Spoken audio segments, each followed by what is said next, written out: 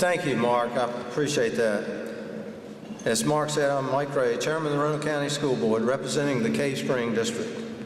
I'd like to thank the Regional Chamber of Commerce and the Board of Supervisors for the opportunity to speak to you this morning to showcase the achievements and excellence of our school system and to talk about where we're headed in the future. First, I'd like to introduce the members of the Roanoke County School Board. Vice Chairman Tim Greenway, representing the Benton District. Don Busser, representing Catawba. Y'all can stand up if you like. Jason Moretz, representing Windsor Hills. And Jerry Canada, representing the Hollins District, but Jerry couldn't be with us this morning. He is traveling this morning and probably sleepy after watching the World Series game last night. I'd also like to introduce several members of our school administration who are with us this morning. Dr. Greg Killow, our superintendent. Penny Hodge, Assistant Superintendent of Finance and Operations. And Dr. Rebecca Eastwood, Assistant Superintendent for Human Resources and Instruction. Raise your hand, Rebecca. I know you're bashful. And several other of our directors and leaders from our central office.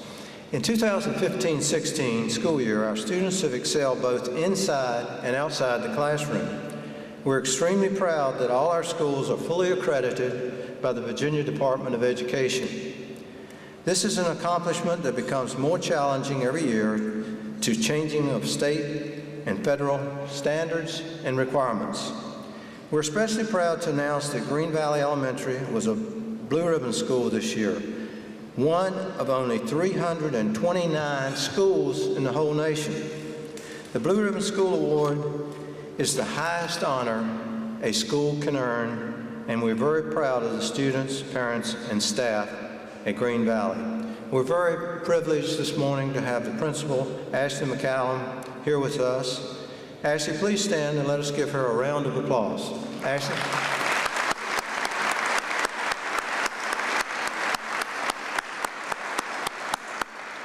I tease Ashley a lot because I go by that school right much in Green Valley, and Saturdays, Sundays, I see her vehicle out there, so she puts in a lot of time. So Ashley, thank you. Glenborough Middle School and William Byrd Middle School were named schools to watch earlier this year. These two schools joined Hidden Valley and Northside Middle Schools to earn this prestigious distinction. Mount Pleasant Elementary has again been named a distinguished Title I school by the Virginia Department of Education. The class of 2016 had more than 94% of our seniors to graduate on time. This is one of the highest on-time graduation rates in the region. In fact, our on-time graduation rate has remained near or above 90% for many years. In the 2015-16 school year, more than 1,000 students earned college credit while still in high school by taking dual enrollment courses through Virginia Western Community College. With the dual enrollment, a student can take an advanced class in high school and earn college credit at the same time. We want to thank Virginia Western and President Bobby Sandel for their partnership in providing opportunities for our students to get started on their higher education. And I was talking to John Murphy, who is with the county this morning. And John, I'm not embarrassing you, but I know you're very proud of your son, who went through the dual enrollment program. And he actually went in as a freshman. They reevaluated his credits, and he's now going to be a junior. So he skipped his sophomore year. And he's also going to be a doctor. So John, he'll take care of you in the future. The class of 2016 earned nearly $14 million in scholarships to help pay for future education. $14 million. Also, our graduates earned more than 1,000 career and technical education industry certificates, such as workplace readiness, WISE financial literacy, CompTIA, and ASE student certification, and more. These certifications will help our students secure good-paying jobs and careers. Our board recognized the discrepancies in compensation for our teachers. We directed staff to work with Evergreen Solutions and develop a compensation study which allowed us to implement a new salary structure for our teachers. This increased teacher pay, making our salaries more competitive in the region. We finished a major renovation and expansion at Glenvar High School, and we're in the process of renovating the locker rooms at William Byrd High School. Our next major project is the much-needed improvement at Cave Spring High School, a 48-year-old facility built in 1968. We're currently working on a facility study to help us determine the future needs at our current facilities. We also completed this year a detailed long-range demographic study to help us predict enrollment over the next 10 years and beyond. This will help us develop a new capital improvement plan in partnership with Roanoke County government. We've expanded our laptop program to include 7th and 8th grades. This provides every student in grades 7 through 12 with the technological resources to learn and be successful, as well as develop key skills needed after high school. Our technological program has been a tremendous success for more than a decade, and we're becoming a model for other school systems across the nation. In 2013 and again in 2015, we were named the top digital school system in the nation in our enrollment category by the National School Board Administration. We're continuing our focus to expand our curriculum in career and technical education, or CTE. Opportunities to students through internships and new courses. New this year, we're teaching cybersecurity, thanks to a partnership with Radford University. Also, we're teaching Level 1 EMT courses, thanks to a partnership with the Roanoke County Fire and Rescue Department, Jefferson College of Health Science, and Virginia Western Community College. It takes a very special person to become a teacher. We're partnering with Virginia Western and Radford University to develop a teacher preparation program that will help train our next generation of teachers. We're partnering with the YMCA Y-Splash program to help teach 2nd grade students basic swim lessons and water safety. This year, we're expanding this program so that even more students can learn these life-saving skills.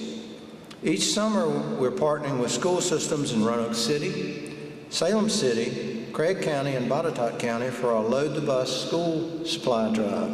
And in 2016, it was the largest drive ever to collect supplies to help students start the school year with the tools they need to be successful. In Roanoke County alone, we collected more than $19,700 worth of school supplies. We're shifting the focus of education from traditional, passive learning to active, project-based, hands-on learning experiences where students learn to discover knowledge instead of simply being given information. Please see for yourself.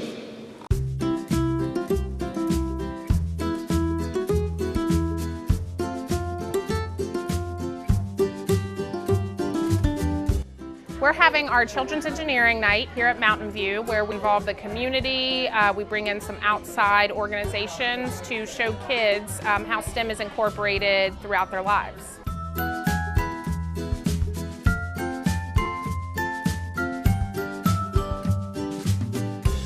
I think making those real-world connections helps kids to bridge that gap between what we're teaching in the classroom and how it carries over into being an adult, and I think that's how we're preparing children.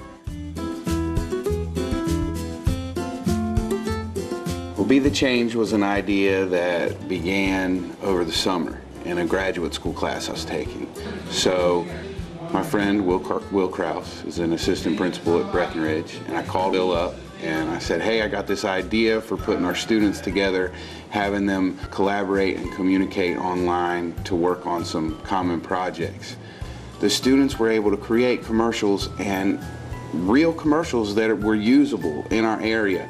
Yet they had to think about their audience, think about their message, and they had to get out something that would grab people's attention, and that's how we impacted local change. Students are doing their brain project presentations where they have already consulted with a group of neurologists, psychologists from Carilion, and this is their putting the presentation together with their model, their PowerPoint, and their background knowledge on the question that they came up with for their brain project. We've been doing this project for 5 years now, and the number of students that want to go into psychology just because of this project alone is about half. And the one thing is that the psychologist here can tell the students all the fields that are open to them, not just one medical field. So it is wonderful for the kids to get a little taste of what the outside world is like in the psychology world. We've been working with Trout Unlimited for probably about 10 years now, and each year they provide the tank, they provide all the supplies. So at the start of the year we get a couple hundred eyed eggs from Paint Bank Trout Hatchery. They send them down to us, and then we raise them to fingerling stage and then release them into cold water streams in the area. It's one thing to tell the kids about water quality, it's another thing to show it to them. And when they can see it, and when they can do it, and they can feel it, it definitely makes a difference, and it's definitely something that helps them wrap their mind around some of those water quality parameters. For us, we go back and we reteach, and we see the tank throughout the year as a tool to help teach these kids about, again, good stewardship and possible career opportunities in science. So it started out really on social media. Angels of Assisi posted a little article or link of interest about this goat that had an injury and was born without a couple legs on one side of its body. So our school's ITRT reached out and asked them if there's anything we could do as a school, if the kids could develop some kind of a device to help the goat to walk. And so our tech ed teacher, Miss Pat Smith, got a couple students involved, and they began to design multiple prototypes, printed multiple things on a 3D printer here, and got some metal devices that they had worked with other kids in tech ed labs here, and ultimately got about 4 or 5 different prototypes they tried to have her fit into, what she could walk in, and in the end we finally got her by the end of that school year to be able to walk her first steps ever in her life actually here in the school. So it was incredible. I think those students had to realize this stuff doesn't come easy, and if it was, that's not how you get to this kind of greatness, to be able to make an animal walk that had never done it. I think the mechatronics robotics students have a real advantage of being able to have access to not just mechatronics robotics, it's general manufacturing that is so helpful to these students as they prepare to enter the workforce. We have industry here in the region that is very interested in obtaining students who have these specific skills, and when they get to work on the type of equipment that we're able to provide, it's very helpful. Roanoke Region Home Builders Association has come alongside our building trades program specifically here at Burton Center to work with our students to advertise what we do, but also provide exposure for our students to industry-related projects and opportunities. So Roanoke Region Home Builders has come and offered the opportunity for our students to be involved with the home show that is put on, I believe, twice a year. Our students build different structures that the Home Builders Association then shows and auctions off. It's a win-win for both organizations, Roanoke Region Home Builders and for the Roanoke County Public Schools Building Trades program, specifically working with those students who are working in carpentry, plumbing, and electric. Emergency Medical Technician is a great collaborative between Roanoke Fire and Rescue, Jefferson College of Health Sciences, and Roanoke County Schools. The collaboration between all these organizations that I just mentioned has been really fun to see, and is quite the opportunity for students who want to enter the medical field in an exciting opportunity as a EMT, but then also maybe thinking more broad if they want to jump into further their education, jump into paramedic, or even maybe emergency room work, etc. Welding partnered with the Roanoke County Sheriff's Department and Sheriff Orange and his crew, and they did a great job collaborating on a drug take-back box that serves the community, and from what I hear is used extensively now. It's in place at the Sheriff's Office, and the welding students did a great job fabricating that.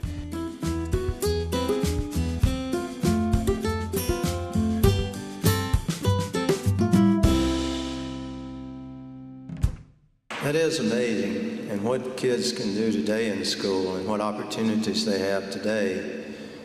You know, when I went to school, it was like reading, writing, arithmetic. That was what you had. And Joe, it was not a one-room schoolhouse. But you can see all the opportunities that the kids have today. While these accomplishments and programs are outstanding and truly something to celebrate, there's so much more coming in the future. Here's where you come in. We want to make connections with you. As I've mentioned, we're already partnering with several organizations represented here this morning, but we want to do more. We want to partner with your organization. We want to reach out and see how we can help you meet your workforce development goals. How can we work together to help train the next generation of doctors, engineers, carpenters, plumbers, technicians, mechanics, machinists, chefs, and so many more? We know you need a trained workforce. Through our CTE programs, we're here to help provide that training, and we want to partner with you. Today, the Burton Center for Arts and Technology is bursting at the seams. Nearly every single available spot has been filled, and we're looking for ways to accommodate even more students in the coming years. We're working with other area school systems and Virginia Western Community College to try to determine how together we can provide even more career and technical education opportunities for students all across the Roanoke Valley. We're hoping you can help us. We live in the Roanoke Valley, not just Roanoke County. We're competing in regional environment, and we need to operate as a region. While we may be an independent school system, that doesn't mean we're on an island. We have to work together. Right, Anita? Right, Sherman? We need you to help us achieve our goals, but we also need to help you achieve your goals. We're very fortunate in Roanoke County to have such a strong working relationship between the school system and the county government. As Chairman Peters will discuss in a few moments, we're working together to make connections all across the Roanoke Valley. We're connecting students to opportunities. We're helping to connect opportunities to jobs. We're partnering with our community in Roanoke County to connect jobs to economic development. Thank you for supporting our school system. As you can see, many great things are happening in our schools, and we're very excited for what will happen in the future. And now it is my distinct pleasure to introduce my friend, Jason Peters, Chairman of the Roanoke County Board of Supervisors. Jason.